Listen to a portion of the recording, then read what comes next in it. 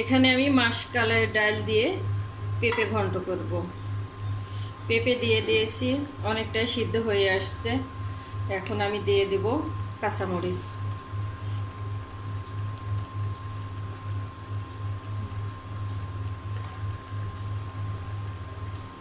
পেঁয়াজ কুচি,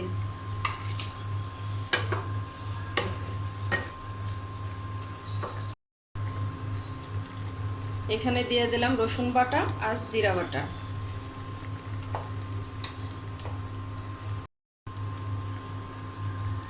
হলুদের গুঁড়া,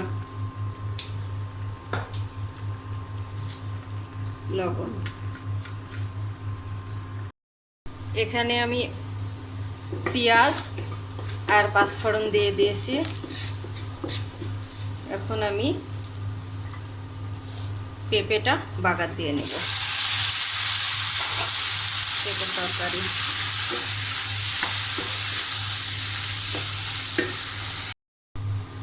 এখানে আমি এই যে পাঙ্গাস মাছ ভুনা করব। এখানে আমি তেল দিয়েছি, তেল গরম হয়ে গেলে আমি পেঁয়াজ দিয়ে দিয়েছি। এখন পেঁয়াজ ভাজিটা হয়ে গিয়েছে, আমি এখানে বাকি মশলা দিয়ে দেব। ধনিয়া গুঁড়া, হলুদের গুঁড়া, মরিচের গুঁড়া, স্বাদ মতো লবণ, জিরা বাটা, আদা বাটা, আর হচ্ছে অল্প পরিমাণে রসুন বাটা। আর পাঙ্গাস মাছে আমি রসুন বাটা দিই। এবার মশলাটা ভালো করে কষিয়ে নিয়ে আমি মাছ দিয়ে দেবো। তো এখানে মশলা ভালো করে কষানো হয়ে যাওয়ার পরে আমি মাছ দিয়ে দিয়েছি। এখন মাছ আমি ভালো করে কষিয়ে নেব।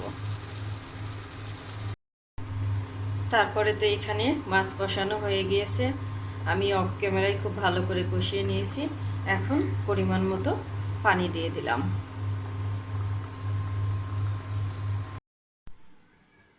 তো এখানে যে মাছ রান্না হয়ে গিয়েছে, আমি নামিয়ে নিয়েছি। তো ব্লগটি আমি আজকে এখানেই শেষ করব। যদি ভালো লাগে চ্যানেলটি সাবস্ক্রাইব করে দিবেন, একটি লাইক দিবেন আর কমেন্ট করবেন। কিছু কিছু মানুষ আছে আমার চ্যানেলটি সাবস্ক্রাইব করে আবার আনসাবস্ক্রাইব করে দিয়ে চলে যায়। তো আল্লাহ তাদেরও হেদায়েত দান করুক। আমি কিন্তু এমনটা কারোরই করি না, আমি কিন্তু সবার ব্লগ দেখি।